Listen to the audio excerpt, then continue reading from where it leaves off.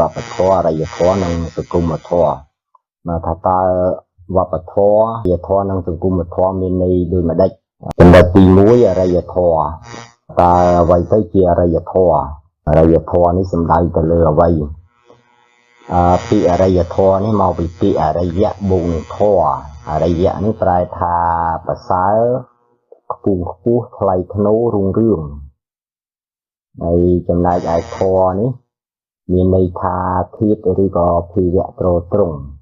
អញ្ចឹងបូករួមមកអរិយធម៌សម្គាល់ការរស់នៅការរៀបចំជីវភាពសង្គមមនុស្សឲ្យបានប្រកបទៅដោយសេចក្តីសុខរីកចម្រើនលូតលាស់មាន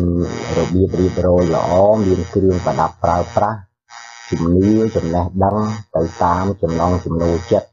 នេះគឺជានិយមន័យរបស់ពាក្យអរិយធម៌ដៅទៅលើការរៀបចំជីវភាពសង្គមរស់នៅរបស់មនុស្សឲ្យមានការរីកចម្រើនមានសណ្ដាប់ធ្នាប់ល្អមានសេចក្តីសុខសន្តិភាពមនុស្សមានជំនឿមានចំណេះដឹងមានប្រដាប់ប្រើប្រាស់គ្រឿងសម្ភារៈសង្គមសម្បូរបែបអរិយធម៌នេះវាបែកជាមេធានធំពីរសំខាន់គឺទី1វប្បធម៌ទី2សង្គមធម៌អញ្ចឹងវប្បធម៌និងសង្គមធម៌នេះគឺជាអរិយធម៌ហើយអរិយធម៌នេះសំដៅទៅលើវប្បធម៌និងសង្គមធម៌នេះឯងហើយចំណុចជាបន្តយើងសួរថាតើអ្វីទៅជាវប្បធម៌ហើយអ្វីទៅជាសង្គមធម៌សូមចូលទៅកាន់ចំណុចជាបន្តទៅទៀតបាទចំណុចទី2វប្បធម៌និងសង្គមធម៌អ្វីទៅជាវប្បធម៌កាលណាយើងនិយាយពីវប្បធម៌សំដៅលើអីវប្បធម៌នេះមកពីពាក្យវប្បៈបូកធម៌វប្បៈនឹងប្រែថាការសាបព្រោះការមិនដោះពូជឬក៏ការបង្កបង្កើតចំណែកឯធម៌នេះមានន័យថាធៀបឬក៏ភាវៈត្រត្រង់ចឹងសរុបមកវប្បធម៌សំដៅយកភាពទាំងឡាយណាដែលត្រត្រង់នៃការសាបព្រោះបណ្ដោះពូជបាទចេញពីផ្លែផ្កានេះយើងហៅថាវប្បធម៌ហើយបើផ្អែកទៅតាមវចនានុក្រមខ្មែរឲ្យនិយមន័យវប្បធម៌ថាសម្គាល់នៅការផ្សំការបណ្ដោះវិជ្ជានិងប្រាជ្ញាស្មារតីឲ្យរីកចម្រើនលូតលាស់ដោយវិទ្យាសាស្ត្រឬក៏សិល្បៈផ្សេងនឹងយើងហៅថាវប្បធម៌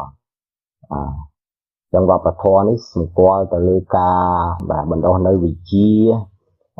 ចំណេះដឹងនិងប្រាជ្ញាស្មារតីរបស់មនុស្សឲ្យមានការរីកចម្រើនលូតលាស់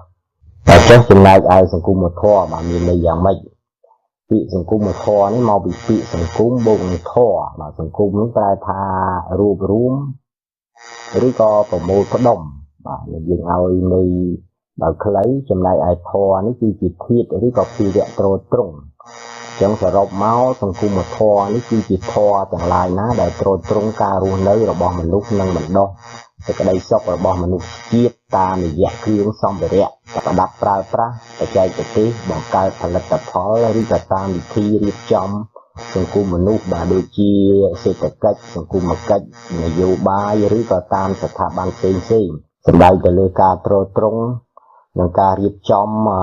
សង្គមរស់នៅរបស់មនុស្សឲ្យមានសេចក្តីសុខសេចក្តីចម្រើនប្រកបទៅដោយគ្រឿងសម្ភារៈប្រដាប់ប្រដាប្រើប្រាស់ដ៏សម្បូរបែបធ្វើយ៉ាងណាឲ្យមនុស្សរស់នៅបានសុខស្រួលសង្គមធម៌នេះគឺគេរៀបចំសង្គមរស់នៅរបស់មនុស្សតាមរយៈការបង្កើតទៅជាស្ថាប័នផ្សេងដើម្បីងាយស្រួលនៅក្នុងការគ្រប់គ្រងដឹកនាំតែទៅតាមវិស័យនីមួយៗដូចជាខាងវិស័យសេដ្ឋកិច្ចសង្គមគិច្ចនយោបាយបាទក្រសួងស្ថាប័ន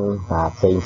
ដើម្បីរៀបចំដឹកនាំគ្រប់គ្រងសង្គមរស់នៅរបស់មនុស្សឲ្យមានរបៀបរៀបរយមានការអភិវឌ្ឍរីកចម្រើនវាខុសពីវប្បធម៌នេះគឺសំដៅទៅលើការអភិវឌ្ឍផ្នែកចំណេះដឹងប្រាជ្ញាស្មារតីរបស់មនុស្សឲ្យមានការរីកចម្រើនលូតលាស់វាជាប់តាក់ទងទៅនឹងការបំពេញនៅសេចក្តីសុខរបស់មនុស្សផ្នែកផ្លូវចិត្តផ្នែកគំនិតបញ្ញាស្មារតីឯសង្គមធម៌នេះវាជាប់តាក់ទងទៅនឹងការបំពេញសេចក្តីសុខឲ្យមនុស្សផ្នែកផ្លូវកាយបាទតាមរយៈគ្រឿងសម្ភារៈសង្គមវប្បធម៌និងសង្គមធម៌នេះវាខុសគ្នាបែបហ្នឹង